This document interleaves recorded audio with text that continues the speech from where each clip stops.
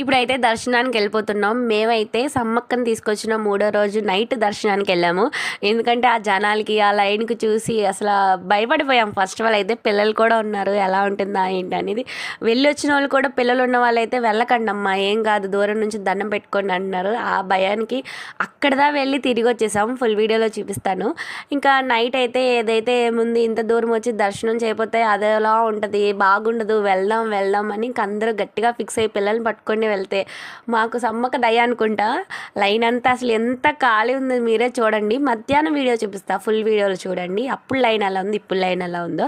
ఇంకా గద్దెల దగ్గరికి వచ్చాక ఇంకా నార్మల్గా జనాలు అయితే ఉన్నారు. మధ్యాహ్నం కోట్లలో ఉంటే నైట్ మేము వెళ్ళినప్పుడు వేలల్లో ఉన్నారు.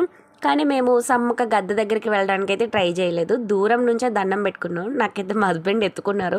అప్పుడే నాకు కనిపించింది, అమ్మ గద్దె కనిపించింది. కింద నుండి అయితే మనం 6 అడుగులుగా కనవలేదు.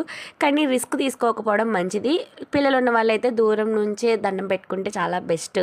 ఎందుకంటే వీడియోలో చూడండి మీకు విసురుతున్నారు కదా, అది వచ్చేసి బెల్లం. ఒక్కొక్కటి కేజీ, 2 కేజీలు, కేజీన్నర సైజు బెల్లాలు తగిలిందా అంతే సంగతి. అందుకనే పిల్లలకైతే ఎక్కువ భుజాల మీద కాకుండా కిందకే పట్టుకొని సైడ్గా ఉంటే మంచిది.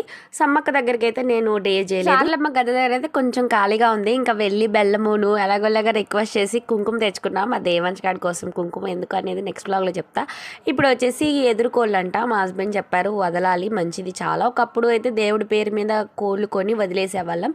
ఇప్పుడు అలా లేదు కదా అని చెప్పి ఇంకా అక్కడ 10 రూపాయలు ఇస్తే వాళ్ళు కోడి మనకి ఇచ్చి ఇట్లా తాడు కట్టి పైకి ఇస్తున్నారు. మళ్ళీ వాళ్ళు తీసేసుకుంటున్నారు. హస్బెండ్ ఏమో ఏదైతే ముందు ఇలాగైనా వదిలినట్టే కదా అని దండం పెట్టుకొని ఇంకా అలా వదిలేసాం. దర్శనం అయితే మాకు చాలా అంటే చాలా బాగా జరిగింది.